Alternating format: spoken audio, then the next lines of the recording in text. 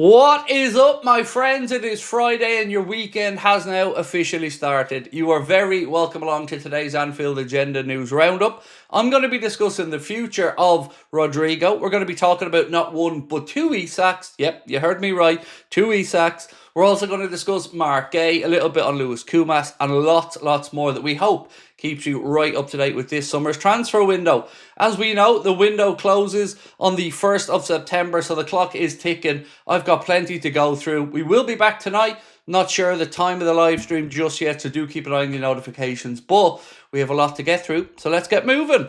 We're going to start off with a report coming out of Spain around Rodrigo and his future, and it said Rodrigo has accepted that he doesn't have a future at Real Madrid under Xabi Alonso, and he has asked President Florentino Perez to make a move happen for him this summer. This from Dean Jones Soccer around Alexander Isak said, Newcastle are bracing for a bid from Liverpool for Isak before transfer deadline day. The striker is adamant that his Newcastle career is over. A fee in the region of 120 to 130 million pound is considered realistic. Now, I don't know if it's just me that there seems to be a little bit more optimism, around the future of Isak and Liverpool in the last day or so since the PFA Awards and that bombshell statement that was, of course, responded to with Newcastle by a statement. So let's have a look now at what Team Talk have had to say. Newcastle are preparing for Liverpool to return with a new bid of between 120 and 130 million pound for Isak. So as you can see here, the rumours starting to grow and grow that Liverpool are preparing that bid.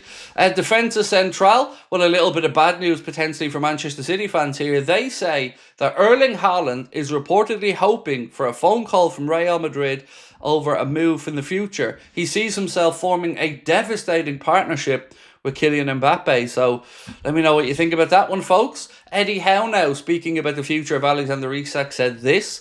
He won't be part of the squad this weekend, well, Monday really, for the game against us. The club has to act in the best interest of Newcastle United. It'll do that in every situation. It looks like it's coming to an end, or it will come to an end pretty quickly.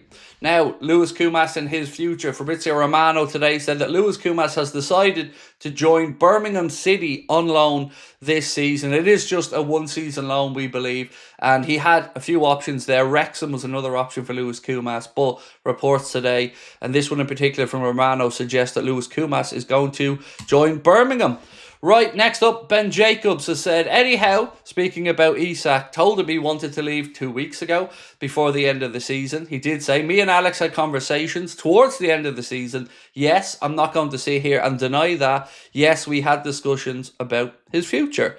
Now, we mentioned this before, but Bayern Space have said Liverpool view Michael Olise as their ideal replacement for Mohamed Salah moving forward. A little bit more on this, and we reported it the other day. It's believed that there's a release clause in Michael Olise's contract that comes into play next summer. In my opinion, whether it be in 2 years' time or whenever, Michael Olise would be an absolutely ideal long-term replacement for Mohamed Salah, but hopefully we're still a couple of years away from that. Now, Paul Joyce about Ugo Ekitike and some of the, well, quite simply nonsense that's come from the Newcastle side and the Newcastle-centric media around why Liverpool moved from. Liverpool had been in contact with Ugo Ekitike's camp since January, writes Paul Joyce. The head coach, Arne Slot, spoke to the player at the end of the season, which blows a hole in the notion that Newcastle were gazumped at the 11th hour. Now look, what I've always been uncertain of in this situation is, was Ekitike open to joining Newcastle? I really don't know. But again, this narrative that Liverpool stopped them from getting him is quite simply nonsense. Liverpool moved for Isak, they said no, so we had to move on to our next target. Newcastle only have themselves to blame on that one. Right, Craig Hope of the Daily Mail said, Newcastle knew coming out of the season that Isak wanted to go. Again, no surprise there. At least more of the truth is starting to come out now. It is why they pursued João Pedro, Liam Delap, Hugo Ekitike and Benjamin Sesko, players who have facilitated or would have facilitated Isak's sale. Yes, but they failed in every single one of them. And the problem here, Newcastle fans, should lie with your own club and their failure to get the business done. So, Ben Spocak has said this. Brazilian outlet GE Globo claim that Liverpool have inquired about Fluminense attacking midfielder Isak. Not Alexander Isak, just Isak, ISAQUE. They go on to say, 18 years of age, very highly rated, averaged 7.2 dribbles per 90 minutes, Fluminense at under 17 and under 20 level, succeeding in 60% of his attempts, also has 90 goal contributions in the last 29 games. So there you go, that's the second ISAK that I was speaking to you about, and don't worry, I was confused as well when I first heard it. Next up, back to Craig Houlden, who said, Newcastle currently exploring 2 or 3 striker options as they wait for progress on Johan Visa. Answers wanted today. One name new into the mix and discussed is Alexander Sorloth of Atletico Madrid. As for Jorgen Strand Larsen, Wolves do not want to sell. So we mentioned yesterday some links to Newcastle and Strand Larsen, but it does seem like Wolves are very adamant he is not for sale. But do keep an eye on the Sorloth situation. What surprised me actually about Sorloth was that he's 29 years of age. Thought he was a bit younger than that. Right, so Jamie Carragher has spoken a little bit about ISAK, and he said, if Liverpool bid more than £130 million, it's too much. You would want Kylian Mbappe for the fee. I don't know who wants to break it to Carragher that, well, one, Mbappe was technically free when Madrid signed it, but secondly, you ain't getting Mbappe for anywhere near that number. He needs to be realistic here in where the football world is at. From the moment ISAK made his debut against Liverpool at Anfield, said Carra, he stood out, but there are concerns. Now 25, he's yet to prove he has the durability of Salah. He's failed to start 36 games over his last 3 seasons in English football, and 10 of his last 44 league goals were penalties. He would not be taking them at Anfield. Well, we don't know that for certain, Cara, because there has to be a question over Salah's penalty taken future.